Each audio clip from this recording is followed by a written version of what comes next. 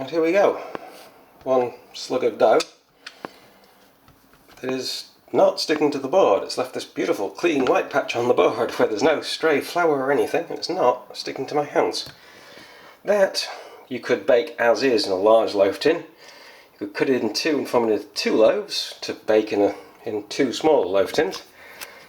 What I'm going to do is take this knife and wet it. Now, you wet flour to make it stick, and people flour their hands to stop the dough sticking to them.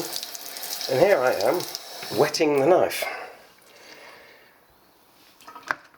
And it just slices right through. It won't quite stay clean, but it stays pretty clean, it doesn't stick.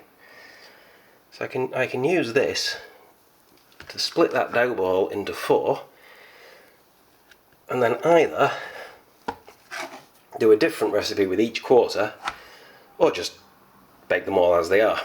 Form 4 small loaves. What I'm going to do is cut each of these 4, form each of these 4 into a ball, cut each ball into 4, and form 16 little buns.